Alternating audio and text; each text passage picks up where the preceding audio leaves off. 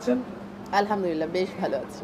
আজকে এই যে সুন্দর একটা প্রোগ্রাম করলেন, এই প্রোগ্রাম সম্বন্ধে যদি একটু বলতেন। আ আমরা তো সবাই জানি যে আজকের প্রোগ্রামের অর্গানাইজার পিয়াল হোসেইন আমাদের সবার প্রিয় ডিজাইনার। আর আজকের শোটা তো অসাধারণ ছিল। সব মিলিয়ে সাতটা ছিল বিভিন্ন ব্র্যান্ডস নিয়ে।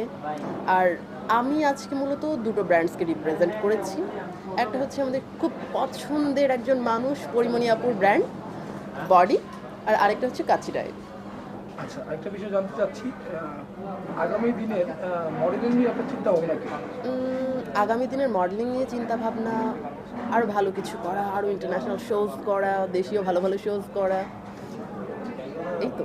আপনার নিজেকে আপনি কি বলতে স্বাচ্ছন্দ্য বোধ করেন? একজন মডেল না একজন আর্কিটেক্ট? আহ, আমি আসলে নিজেকে দু চোখে দেখতেই ভালোবাসি। দুটো প্রফেশনই আমার নিজের। মানে আমরা বলবো যে বহু গুণে গুণান্বিত। তো আপনার আগামী দিনের ফিউচার প্ল্যানিং কি? আচ্ছা, আপাতত মডেলিংটা আমি ছাড়ছি না, কারণ মডেলিংটা আমার ভীষণ ভালো লাগার একটা জায়গা। আর যেহেতু এর বাইরেও আমার একটা প্রফেশন আছে, আমি যেহেতু একজন আর্কিটেক্ট, তো আমি দুটোকে ধরে রাখতে চাই। আচ্ছা, অনেক সময় আছে না যে মিডিয়াতে আসতে গেলে বাবা মা সাপোর্ট করে না, ফ্যামিলি। আপনার বাবা মা কতটুকু সাপোর্ট করে? আসলে ও বয়সটা বোধহয় পেরিয়ে এসেছে। আমরা যখন মোটামুটি পড়াশোনার একটা পর্যায়ে চলে যাই, বাবা মারা ওভাবে আর বাধা দেন না, যদিও শুরু থেকে আমার বাধা ছিল না। তা প্রেম করা হয়েছে?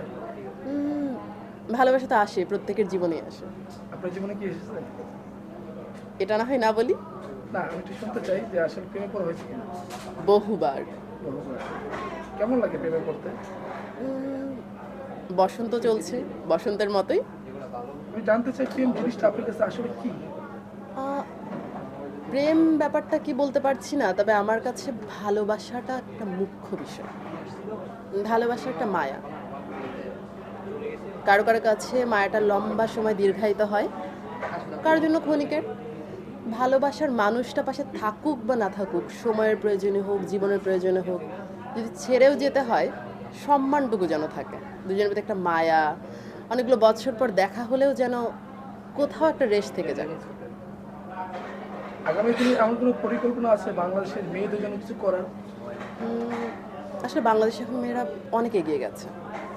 আর নতুন করে যদি কিছু করার কথা বলেন, আমার নিজেরও একটা ব্র্যান্ড আছে চারুপট। আমি আপাতত কস্টিউম ডিজাইন করছি আর হাতে তৈরি গয়না নিয়ে কাজ করছি। আমার আন্ডারে এখন 5 জন মেয়ে কাজ করছে। তো আমি চাই আমার এই ব্যবসাটা অনেক বড় হোক, একটা সময় এক নামে মানুষ চিনুক। একজন মডেল, একজন আর্কিটেক্ট, একজন উদ্যোক্তা, একজন মানুষ এত কিছু কিভাবে মেনটেন করে যদি একটু জানতে চাই। আহ, মেয়েরা আসলে চাইলে অনেক কিছু করতে পারে। একটা মেয়ে একাধারে সন্তান, কারো স্ত্রী, মা, সে একই মানুষ, কোনো না কোনো পেশায় নিযুক্ত। সে তার পেশা, সংসার, তার ঘর সব সামলাচ্ছে। তো আমরা আসলে এটা স্রষ্টা প্রদত্ত, আমাদের হাতে কিচ্ছু না। স্রষ্টা চেয়েছেন তাই পারছি। একজন তরুণ উদ্যোক্তা হতে গেলে কি কি গুণাবলী প্রয়োজন বলে আপনি মনে করেন? প্রথমত তো আমার মনে হয় মনোবল। মনোবলটা খুব জরুরি, কারণ চড়াই উতরাই আসবে, অনেক কিছু হবে। যদি আমরা থেমে যাই, আসলে আগানোটা কঠিন। যারা দর্শক আছে তাদের উদ্দেশ্যে কি বলতে চান? দর্শকের উদ্দেশ্যে বলা হচ্ছে, দেশীয় কাপড় পরুন, দেশীয় শিল্প, সাহিত্য, এগুলোর সাথে আরও আরও বেশি নিযুক্ত থাকুন, দেশটাকে ভালোবাসুন, আমাদের রুটটা ভুলে যাবেন না। Thank you sir.